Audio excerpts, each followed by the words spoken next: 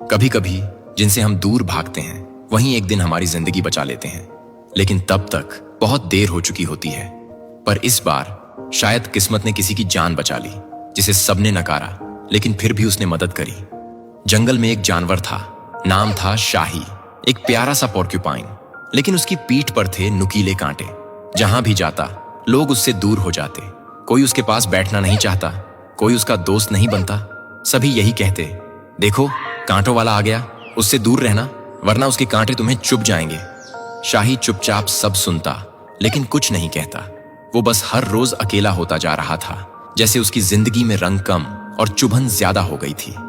एक दिन दोपहर को जंगल के पास एक नन्हा कंगारू बच्चा खेलते खेलते एक गहरे सूखे कुएं में गिर गया।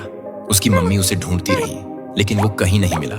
सिर्फ उसकी धीमी सी चीखें कुएं से बाहर आ रही थीं, और कुएं में थे कुछ खतरनाक मगरमच्छ जो उस सूखे तल से धीरे धीरे ऊपर की तरफ सरक रहे थे। शाही उधर से गुजर रहा था।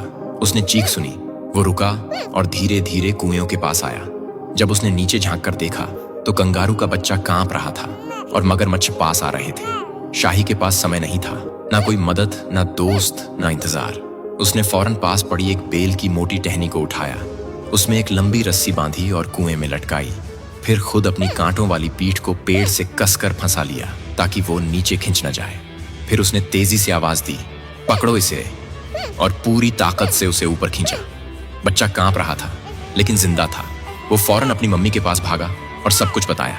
उसकी माँ, जो कभी शाही को खतरनाक और अप्रिय समझती थी, अब चुप खड़ी थी, आंखों में आंसू लिए। जिसे हम कांटा कहते थे, वो आज मेरी दुनिया बचा ले गया। कभी कभी जो बाहर से चुभते हैं वही अंदर से सबसे मुलायम होते हैं। शाही को शायद आज भी कांटे हैं, लेकिन अब जंगल जानता है वो कांटे किसी को चुभाने के लिए नहीं, किसी को बचाने के लिए हैं। किसी की बाहरी बनावट से मत आंकिए, क्योंकि जो दूसरों से अलग दिखता है वही एक दिन सबसे अलग काम कर जाता है।